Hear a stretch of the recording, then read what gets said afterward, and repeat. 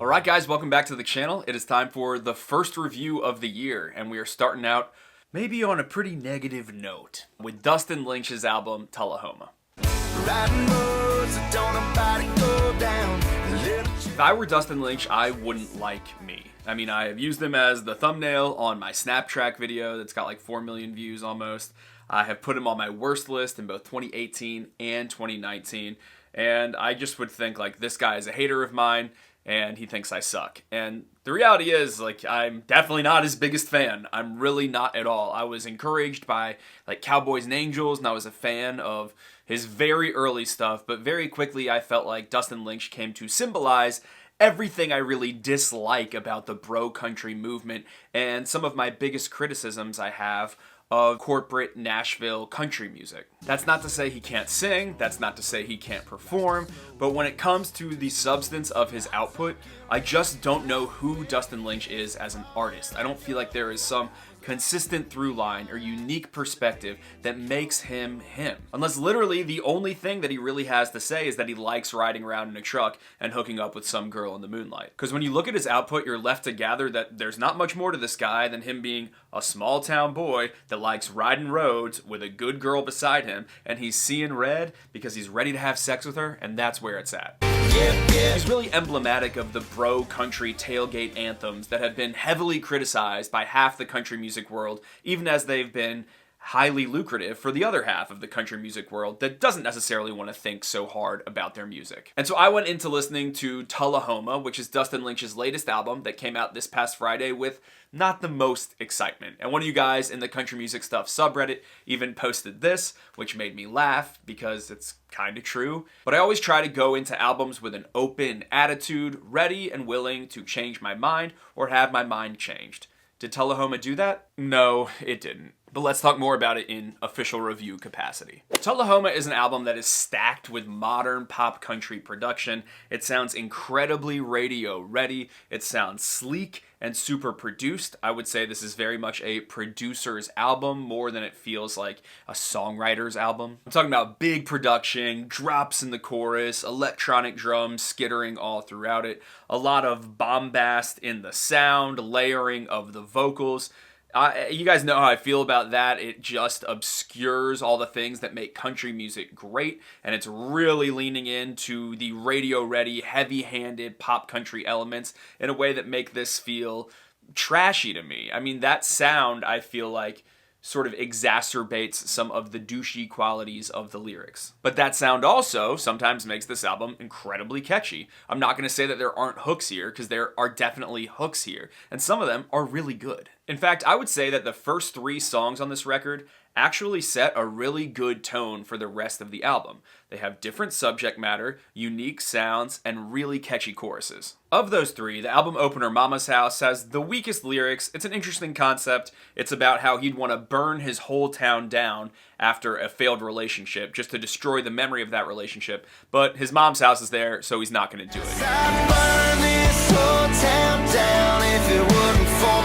It's very, very reminiscent of Sam Hunt's Breakup in a Small Town. But I was like, okay, cool, this isn't just a hookup anthem, this is a song about a breakup. Maybe we're going to get a different side of Dustin on this album. The second song, Dirt Road, is about having a dream, coming from a small town, and wanting to make a name for yourself. I grew up on a dirt road, watching that Congo, turning on a... And I can see Dustin Lynch relating to that, being from the small town that is Tullahoma, and now living in the big city in Nashville, and becoming a big successful radio star. And so I was like, I kind of like this song. I do think the song's pretty cliche lyrically, talking about mama's fried chicken and watching the corn grow and, hello, the title, Dirt Road. But it's a really pretty acoustic sound on this record. And I actually saw over the weekend a buddy of mine named Tommy, who's a producer for The Highway. On Instagram, he always posts these kind of music roundups over the weekend, and you should follow them. His Instagram handle is Highway Tommy. He posted a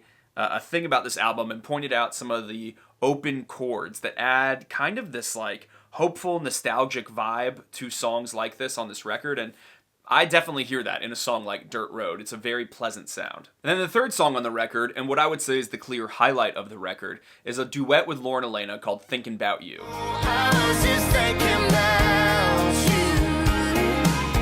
is a pretty simple song about reminiscing about a relationship, name dropping the types of places where you spent time together, whether that was a trip to Baton Rouge or just running into each other at the Bi-Lo. It's got a much richer, more acoustic and organic sound. It's become the clear sales hit from the record over the first weekend. This is trending the highest. It's also made it clear that Lauren Elena is officially, without a doubt, the go-to girl to do a duet with in country music right now. Because since 2017, we've had her featured on Rascal Flatts' Are You Happy Now?, Kane Brown's What Ifs, Hardy's One Beer, John Party's Don't Blame It on Whiskey, Chris Young's This Town Ain't Big Enough, and now Dustin Lynch's Thinking About You. I get why all these guys want to work with her because there's a conversational element to how she delivers lyrics that, frankly, I don't think a lot of those guys do as well as her. It actually feels like she is saying these words, like she's meaning these words. That's just called delivering with conviction. And I think Lauren does it really, really well. And while I'm glad she has the industry respect and is getting some coin from all these features, I do hope her solo music one day gets a chance to shine as well. So after those first 3 songs, I was like, maybe this album will be okay. I don't think it's saying anything so amazing. I haven't heard wordplay that's blowing me away, but those are 3 different subjects of songs. But for the whole rest of the record, the other 8 tracks, it's like it took Thinking About You and Dirt Road, mixed them together, and it was all just songs about small town life and romance, and then it got stuck repeating it over and over and over and over again. Like, it became an incredibly monotonous, frustrating record that was just saying the same thing ad nauseum. On Riding Roads, we are riding roads out to where the moon hits the water and getting ready to hook up. And then right after that, on Old Country Song, we're doing a headlight slow dance over the moon. And he says that they're falling into each other on a red dirt road. And also the very awkward line, I'ma love you like cowboy hats loved Hank. Like, don't put that on cowboy hats. They had no say in the matter. Maybe Hank loved them, but I just find it a very awkward line. On the very next song, The World Ain't Yours or Mine, we get another mention of headlight dancing. And the line, there's nobody I would rather be running it down with than you, sitting under this moon. Whiskey in a thermos up under the seat. Like, we're still in a truck, we're still headlight dancing, we're still underneath the moon. And then on the next song, Country Star, which has an interesting concept about, looking at the stars out in the country. He's a country star, she's his country star. We're still under the moonlight. And he says, with nothing but moonlight and you sliding off that denim. We get the sex jam of the record, Working on You, where he sings about being in the red dirt and how he wants her hands on his t-shirt. And because there is no life without having sex in a field somewhere, we'll drive on out to that new spot and start working on that buzz. On the next song, Little Town Livin', we're in a field full of Fords and Chevrolets. It's my kind of party. My baby's got her feet up on the dash, of course. And we're still screwing in the wilderness on Red Dirt, Blue Eyes, in which he says, I want to see your little sun tan lit up in the moonlight. Freaking moonlight. I'm like, this album turned me against the moon. And then the album closes with the lead single Good Girl, in which we rhyme good girl with good girl. I've said enough about that song over the past 2 years. Now, a lot of times when people hear my reviews, they say, dude, you just clearly don't like songs about country life. You hate songs about trucks, and you hate songs about small towns, and you hate songs about hooking up in trucks in small towns. And I don't think that's true. What I hate is bland, aggressive sameness. The fact that all of these songs have the same subject matter. If you peppered the fun, dumb hookup songs throughout the record like a lot of country artists do, Luke Combs, John Party included, then that's totally cool. It adds a flavor, a little zest, a little stupidity into your live set. But when it's all you're putting out, it just feels so hollow. It would be like going to an ice cream store and looking in the little glass to see all the different buckets of ice cream, and all of them are chocolate. And you're like, what? You might walk out of the ice cream store, not because you hate chocolate ice cream, but just because you're like, I kind of wanted some variety. There's more to ice cream than just chocolate. In the same way, there's more to life, even small town life, than just naming that you're from a small town and riding in a truck and hooking up with some girl in the wilderness. Just think of all the other things there are to write about. I mean, have your parents ever told you something that meant a lot to you? Have you ever been close to someone that died and you didn't know how to grieve? Have you ever had money problems? Have you ever been confused about what is the next step I take in life? Have you ever lived next door to some really crazy character that you wanted to write a song about? Have you ever, desired family? Have you ever, like, wanted the best for a friend? Have you ever been angry about politics? Have you ever felt like blessed by God and wanted to reflect on your religious belief? I mean, I just think there's so much more to life, and those are just a few things. Those are just a very few things, and I feel like we just get this tiny, tiny, tiny little window into what life is like, and it makes albums like this really frustrating to me.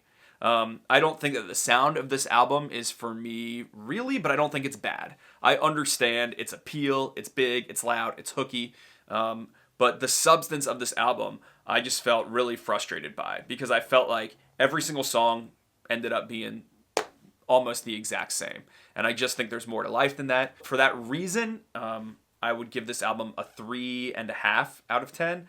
And I do really think that Thinking About You is my favorite song on it. I think it sounds nice, and I just think it's cool. Now, I wanted to try something new on this review, so I actually put up a story on my Instagram and asked you guys for some thoughts. And I'll just highlight a few of them, some of the good, some of the bad, and some of the kind of undecided in between. Amos French Fries says, I loved it, but I didn't feel like there was a lot to it. I felt there were too many pop flourishes in the beat. Stephen Lind says, certain songs are catchy, but very shallow writing, questionable production. BWalk27 says, not terrible for a radio jam, catchy, and it is in my playlist, but I'm not going to tell anyone it is. Lathan said he was pleasantly surprised. It was very basic, but it had some good hooks and melodies. Amanda says that the Lauren Elena song is the most interesting thing on there, otherwise it sounds pretty homogenous. Very similar to what I said. Those were really the most positive comments that people responded to me. Most of them were harsh. We got a lot of emojis on the negative side. We got the barfy face. We got the green face that's about to barf. We got the thumb down. Jess Michelle says, I feel like he catfished me with Cowboys and Angels. His voice just feels icky now. Spencer says he couldn't even finish the album. It sounds like every other Dustin Lynch album. 2 out of 10. Caleb says, absolute garbage. Seems each song is singing about the same damn thing. Alex says, everything sounds the exact same. Brandon says, hopefully the worst country album of the year, do not recommend, 3 out of 10. So that's just a few of those. I thought that could be a fun thing to start including in my reviews, just to kind of help promote the conversation, so it's not just my opinion getting represented here. If you want to weigh in on those, follow me over on Instagram. It's just Grady W. Smith. But yeah, that's my take on Tullahoma by Dustin Lynch. Obviously, I didn't like it. I have nothing against him personally, but yeah, the music's not been for me for a long time now. So like this video if you liked it, share it if you care, and let me know in the comments what your thoughts are on this album. And yes, Little Big Town will be coming soon.